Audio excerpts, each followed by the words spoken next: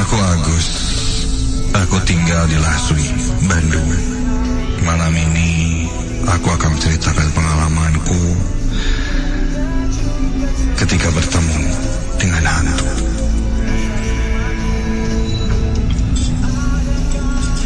Lebih tepatnya diganggu ketika aku sedang bekerja. Kejadiannya sebenarnya sudah cukup lama, namun masih teringat di kepalaku. Saat itu aku bekerja di sebuah angkutan umum travel yang ada di Bandung. Aku bekerja sebagai driver. Kejadian ini berawal ketika aku harus mengantarkan penumpang dari Jakarta menuju Bandung. Malam itu aku berangkat sekitar jam 9 dari Jakarta.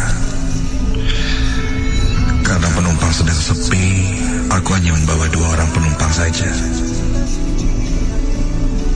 Setelah semua siap, kami pun berangkat.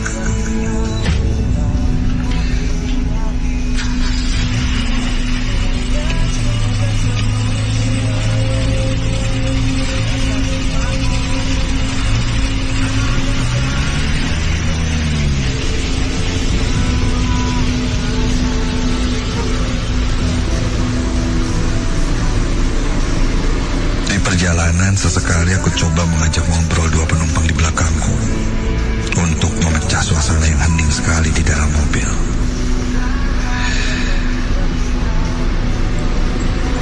Ada 1 penumpang, seorang ibu-ibu dan 1 anak remaja yang katanya kuliah di Bandung.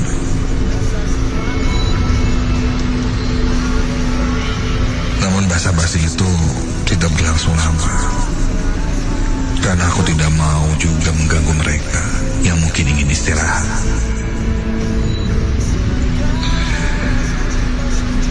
Karena sudah masuk malam hari, jalanan di tol terlihat cukup lancar.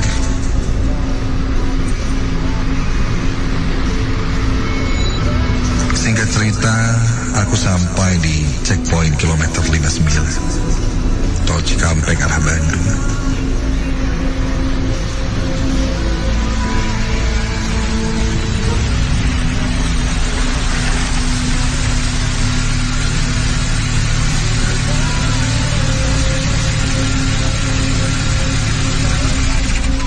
Dan aku pun tidak menyangka dari sinilah awal mula kejadian yang menimpaku itu terjadi. Saat memasuki area tol Cikampek, tiba-tiba saja kedua penumpang yang kubawa itu memintaku untuk pindah mobil. Alasannya yang satu ingin menuju pintu tol Kopo, dan yang satu lagi menuju pintu tol Muhammad Toha. Karena mobil yang kupakai ini menuju ke daerah di Patiukur, biasanya akan keluar di pintu tol Paster.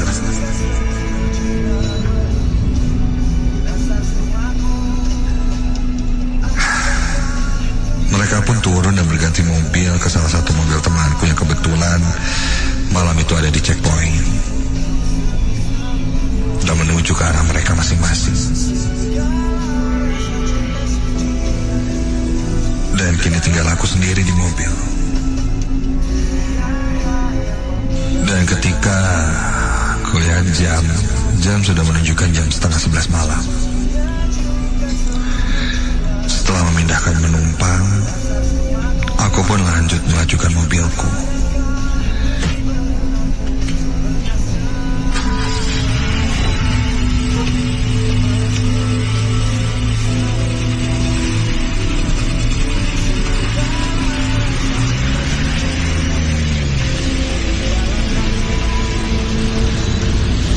Rasakan keheningan di dalam mobil yang sangat-sangat sepi, terasa sekali. Tidak ada teman yang bisa diajak ngobrol, dan ya, terasa membosankan. Tapi aku harus jalan, karena aku harus sampai di Bandung sebelum jam 12 malam.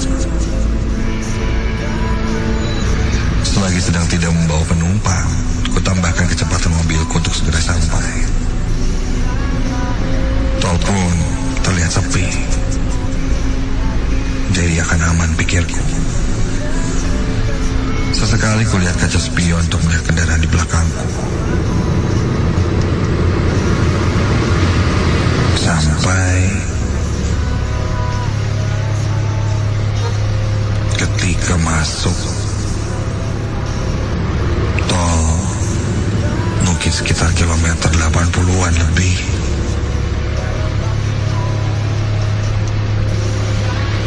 Dari spion tengah,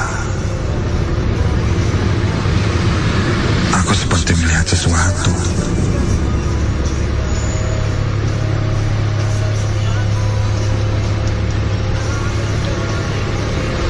Kulihat ada seorang penumpang. Iya, ada seorang penumpang di mobilku. Ini memang dari tadi sudah ada, atau baru naik di checkpoint tadi ya?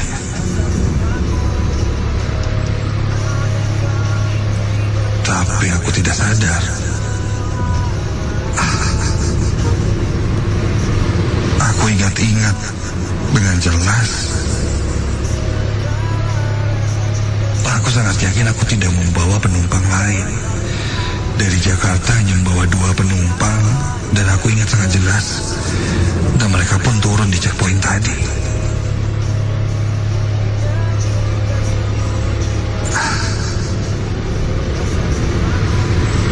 Ketika aku sudah mengingat-ingat, apakah memang ada penumpang di mobilku yang kulupa?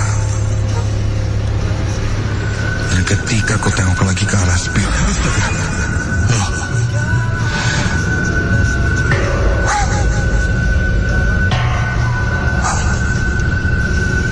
yang awalnya tadi kulihat ada penumpang, kini tidak ada siapa-siapa. Bulu kuduku seketika berdiri merinding, tapi aku tetap coba untuk fokus menyetir. Perlahan ku turunin kecepatan mobilku sambil menenangkan pikiran. Mungkin aku salah lihat, dan itu hanya halusinasiku saja. Begitu pikirku positif. Sesekali ku beranikan lagi lihat ke spion belakang untuk memastikan, dan memang tidak ada siapa-siapa. Aku hanya sendiri. Perasaanku mulai tidak karuan karena takut ada apa-apa. Konsentrasiku pun agak sedikit terganggu.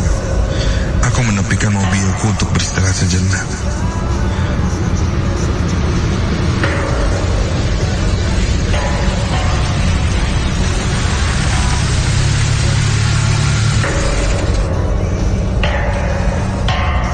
Kunyalakan lampu hazard, dan ketika itu aku sudah berada di kilometer 90-an. Kunyalakan semua lampu di dalam mobil. Jelas tidak ada siapa-siapa.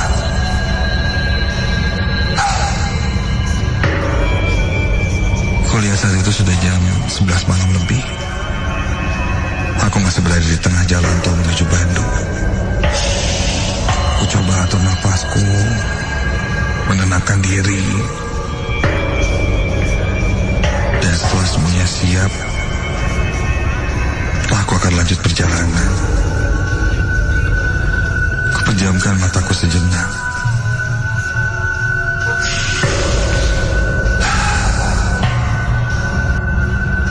Mencoba mengatur nafas, menenangkan diri. Dan begitu ku buka mata, ketika ku buka mata, tak kenapa mataku langsung mengarah ke arah spion. Dan lagi-lagi ku lihat ada seseorang yang sedang duduk di kursi paling belakang mobil travel ini. Dan kini bisa jelas terlihat olehku seperti apa sosoknya. Karena lampu sedang dinyalakan semua. Perempuan itu memakai baju daster putih polos. Dengan wajahnya yang sangat pucat. Rambutnya terurai panjang dan terlihat basah. Menutupi setengah mukanya yang pucat itu. Dia hanya duduk diam dengan tatapan kosong di jok paling belakang mobilku. Melihat itu aku hanya bisa terdiam. Aku coba mengalihkan pandanganku, lalu memejamkan mataku lagi sambil terus membaca doa. Setelah cukup lama aku pejamkan mata dan terus berkomat kami membaca doa, aku beranikan lagi untuk membuka mataku. Dan ketika aku lihat ke arah spion, sosok perempuan itu sudah berpindah dari kursi paling belakang ke kursi tengah dan semakin mendekatiku. Kini matanya menatap ke arahku dengan tatapan tajam seakan-akan marah. Semakin aku membaca doa, tatapannya terlihat semakin marah. Aku buang tatapanku dari spion. Tidak mau lagi melihat ke arah spion itu. Sampai kini kurasakan ada sebuah tangan yang memegang pundakku dari arah belakang. Terasa sangat dingin dan berat. Ya, pundakku kini semakin berat. Sampai terdengar sebuah bisikan di telinga kiriku. Suara seorang perempuan yang menyuruhku untuk terus maju dan jangan berhenti di sana. Suara itu terus berbisik berulang-ulang menyuruhku maju dan lanjutkan perjalanan itu. Tanpa melihat ke arah-arah lain, aku hanya fokus melihat ke arah depan. Aku pun lanjut menyalakan mobilku dan melanjutkan perjalanan.